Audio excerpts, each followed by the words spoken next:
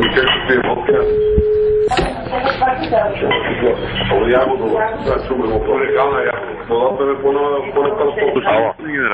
Здрасти. Абе, той Мишо бирата ми се обади сега пак. Да? В неговата фабрика влезнали мисничари ли са, полицаи ли са, събират телефони, правят там някаква акция. Значи, когато беше разговора при вас, ти нали казахте да се срещна с него и да се разбера. Аз го извиках при мене и почнахме да разговаряме. Пади се господин Дянков и каза, аз карам влак, дойде при мене. И аз го изпратих и повече не са. Сега в момента ми се обадиха, че някакъв гражданин че той работи сирената и има дежурен телефон, че ще изпратили мобилната група да види какво правят през нощта вътре в завода. И се оказва, че работи. Завода при отнет лиценз. Аз му бях разрешил и му казах, тази бира, която е налична, бутилира докато го правим нещата.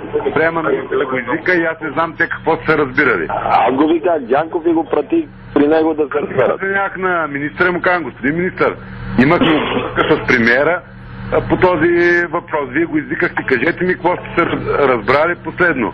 Той ми вика, нищо не съм се разбирал с него. Как му да си извади тази бира, която е останала там и това е. И аз сега не знам какво да им кажа. По принцип звъннах няма да аз заминавам утре за Македония, тъй като има 3 дена среща на световната. Им казах, когато са писали, няма да го завеждат и да искам да ми го докладват на мене. И да мога да разговарям с вас и да видим какво ще... Значи, прибира ги оттам, нали, поехме ангажимент да не... Да, обаче работим в различни посоки. Аз правя едно, министъра... Не, аз го виках и му казах и точно това съм казал. Затова кой е пратил групата там? Ами, то е станало по обаждане... Добре, обади се, изведи ги оттам и като се видим, ще го говорим. Защото ако ги заведа, той няма види лиценз. Да, и това да се направи в момента. Аз това казах, материалите да бъдат на моето бюро и няма да се прави нищо, докато не се върнат да взема решение по въпроса. Добре, ако трябва обади му се, и му кажи какво сме се разбрали, защото там поех ангажимент и аз не съм първанал. Като съм обещал, че няма го закачам, няма го закачам. Разбрано, сега ще звъна на министъра и ще му кажа... Кажи му на министър. Значи, звъни му на министъра ти, кажи му какво съм казал и същото и на Мишо му се обади и му го кажи. Добре, разбрано. Айде.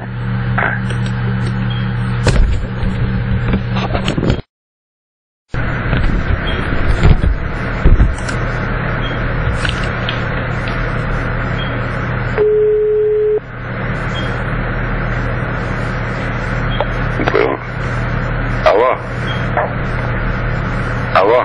Чувам. Тони, звъня ми премиера, това съм Мишо звъннал. Така? И казвам, аз какво ти казах на тебе, аз не съм Първанов, аз като съм пъл ангажимент към един човек.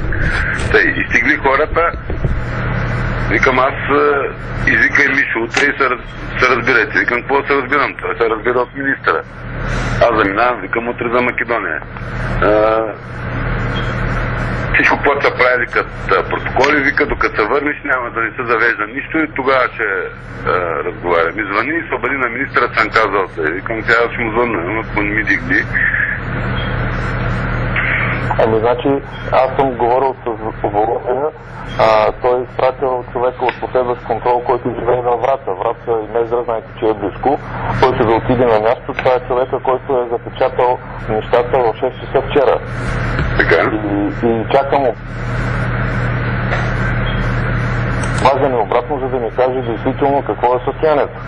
И в момента още нямам обаждане. Аз ще звъна на Володя да го питам ясно ли е вече за какво става въпрос.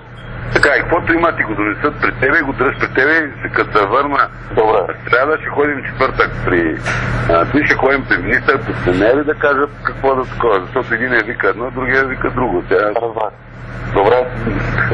Знам, че той ще го изтълкува, защото каза аз на тебе, какво ти казах? Аз съм поел един път ангажимент и не съм като премиера като президент, да се отмятам.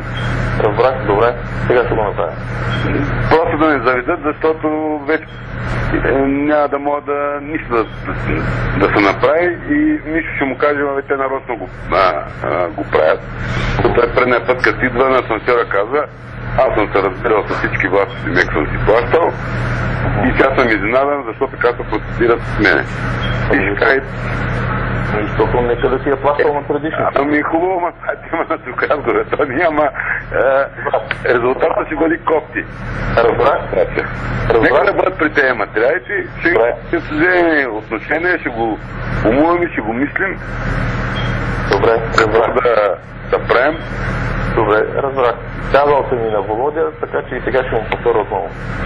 Володя, да ги вземе при него. Работи винаги мога да ги пуснем и да вземат, защото сега става на разваления телефон. Добре. По-добре, като се върна, да поискам да отидем аз и министъра при Бойко и него присъствие да се разберем. Така, добре. Добре, Тони. Добре. Извинявай, че се притеснявам. Аз така ли, че си да и чакам да ми се обадят. Аз ако имам яснота и е ясно за какво става въпрос, ще ви звънна дори малко по-късно и ще ви кажа. До 10:30, ако имам яснота, ще ви кажа. Ако не, утре ще ви звънна. Така че няма проблем. После няма история. Връщане на чистка, ние ще бъдем. Тогава аз трябва да направя нарушение на закона, за да изляза от положение. А сега аз казвам, нека съда да се произнесе, тук е свършен в стария случай. Разбира се, и той Володя казва, вика, те ако го правят, вика, това нещо е много глупаво, защото вика, ние с тях не са разбрали и той ми казва също това, което и вие ми казват. И вика, и в края на работния ден, нашия човек вика запечатва, след което вика, те искаха от мен във вторник да им разреша да работят и нощна смяна, за да могат да приключат и аз вика, щях да им разреша за сега вторник, който идва. Така че вика, аз не виждам защо вика постъпват по този начин. Аз му нямам телефона на този Мишо. Аз също му нямам телефона, ама според мен какъв е този нещастник, ще му звъним и сега по телефона. И аз това искам да му кажа. Прословие, че са му дали карбланш и до вторник и се отнасяме с него, защо всякакво прави в нощите и в завода. Добре, аз ще намеря телефон. Добре. Той ми каза да му звънна, аз как да му кажа, че нямам телефон и не съм имал никога. Добре, аз ще видя дали Володя му има някакъв телефон. Добре. Добре, сега ще видя. И ще ви звънна. Добре. Добре.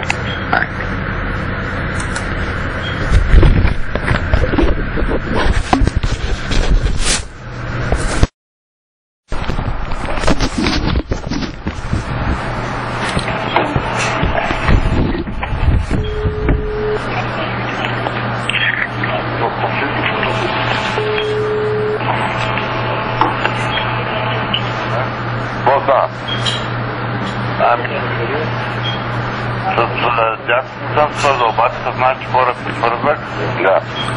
И се разбрах. Добре. Казах материалите да бъдат при този Странчев и на него му се обадих. Добре. И... Добре, утре да има проблеми. В принцип, налог, шефа на мисията му е разрешил, даже му казал във вторник, че работи и през нощта, за да си свърши. Сега просто не ми е ясно защо отишъл в нощта вътре да прави впечатление, но така се е решил. Окей, добре. Ще решим нещата. Добре. Айде.